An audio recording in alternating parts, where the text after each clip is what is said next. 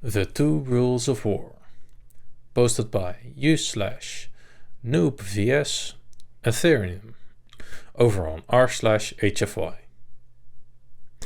War is a holy ritual, in which two peoples display their worth in the deadly arts and knowledge, in accordance to ancient tradition, to find the superior amongst them. That is not how the humans saw it. When our venerable elder, a veteran of 1,000 battles, announced the start of the ritual, and following proper custom, fell on her own blade, the humans just stood there. After a long silence, the emissary finally asked, "Won't you sacrifice your most honorable warrior as well?" To which the humans replied, "No, that is the first rule of war. Don't die. That is the enemy's job." The insult only made us more adamant in showing those barbarians their place in the galaxy. We set a place and a date for a battle, properly informing the humans, who, being humans, filled every light year of the way with trillions upon trillions of minds. Once the human ambassador was summoned to explain, she stated, "We are simply following the first rule of war. Know where your enemy lives and drop by for a visit." We soon understood the full meaning of her words. While we moved, painfully slow, through the minefields, the humans would send their fastest ships to attack us. Not our warships, as decent species would, but our troop carriers and supply vessels. When the admiral contacted the human raiders to inform them these were lightly armed and armored vessels, the humans replied, "The first rule of war. If you fight fair, your tactics suck." Upon which they disappeared into the void of space, before our slumbering forces could even respond. Late and wounded, we arrived at the coordinates set for battle, anxious to finally prove the squishy bipeds of our superiority in the ways of destruction. By now aware of their treacherous ways, the announcement of our arrival was replaced by a sweep of our long-range scanners. This was wise. The first rule of war: don't encourage the enemy to shoot at you, I later found out. It was also not very useful. What our scanners found was a storm of projectiles heading our way, too close to engage our FTL drives and too fast for slower than light maneuvers. A few of our ships managed to dodge, but most were damaged, and some even destroyed. A human message played in an open channel, mockingly transmitted in C-speed. The first rule of war: shoot first and don't miss. Follow the source of the transmission and give chase, was the Admiral's pointless command. Pointless because we were already on it. Given how fast the other ships followed, so was everyone else. We were now at the Geneva checklist, as I later learned the humans called it.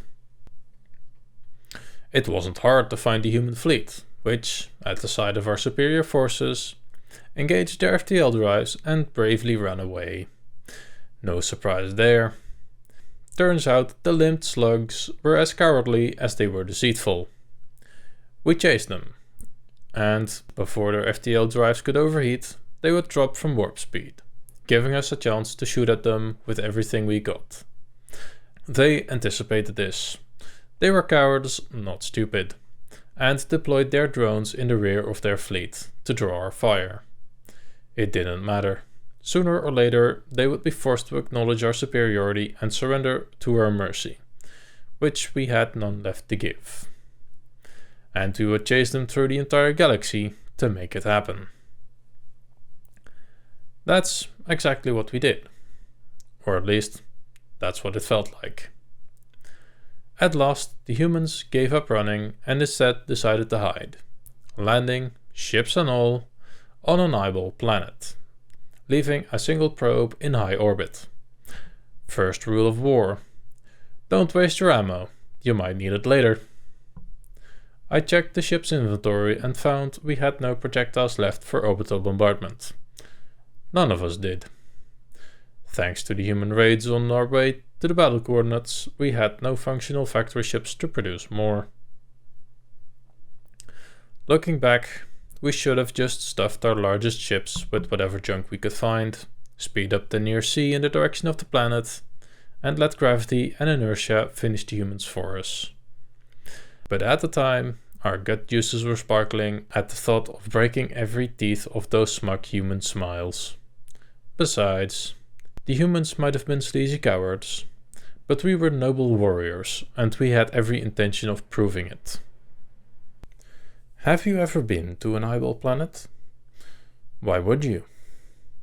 Why would anybody?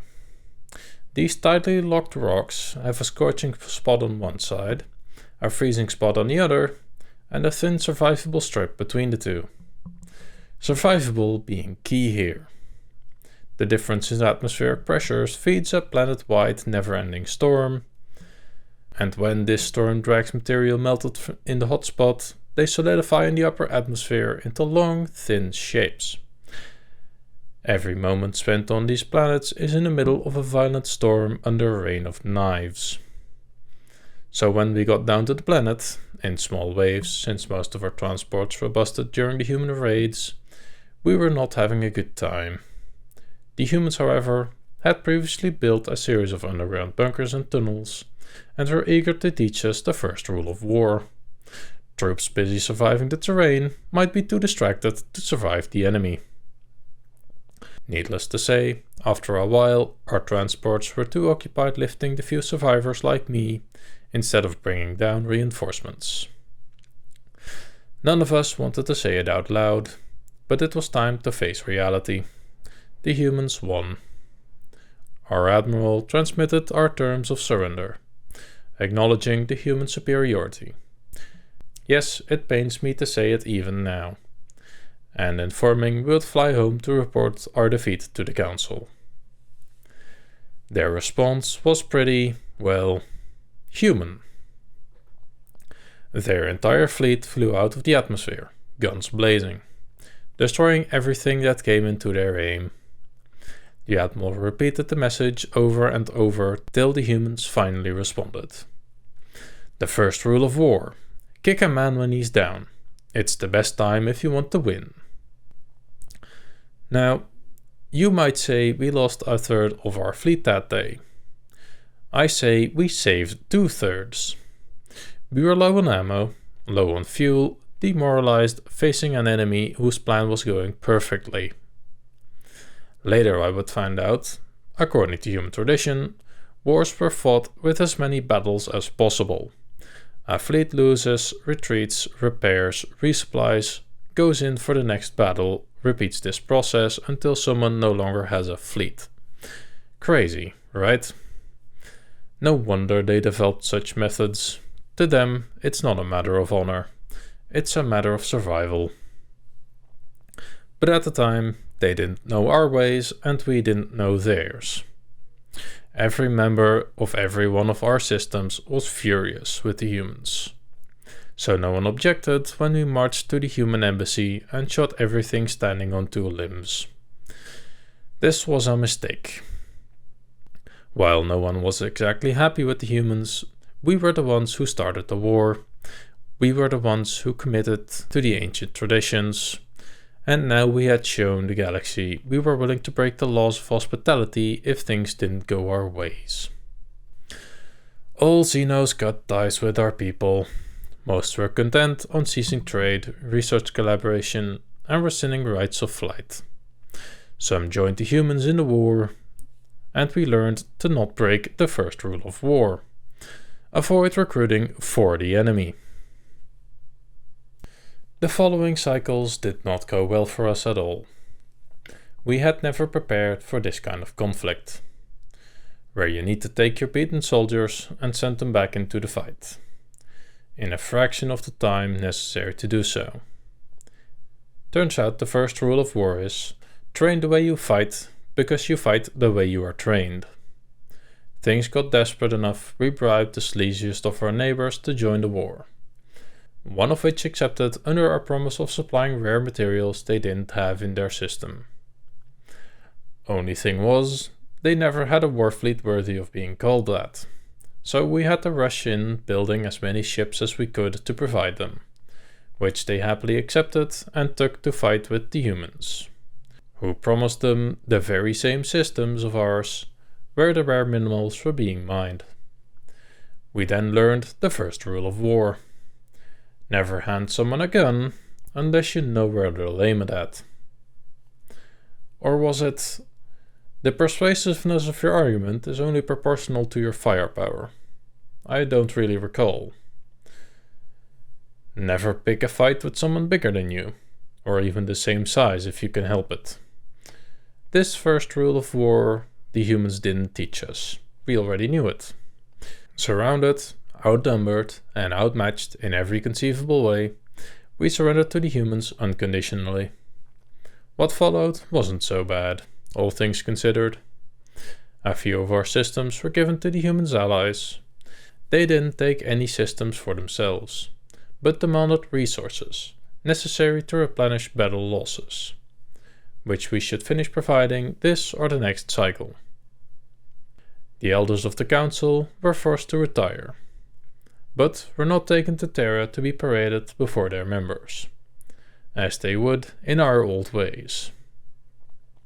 Our systems were occupied, of course, but the humans seemed more concerned in making us capable of buying things they offer than anything else. And, of course, they even started to rebuild our fleet. That's how I ended up here, at the Academy, because, while the old way served us for many generations, there is no denying the way of the humans works. And funnily enough, these times are more peaceful, now that the galaxy saw what happens when a war is fought in human terms. That is why I am eager to learn the Terran way of partaking in this sacred ritual. That is interesting, but that doesn't answer my question. Why do you keep those stretchy biosynth layers over your clothes? Oh right, that's the second rule of war. Always have a pair of socks at hand.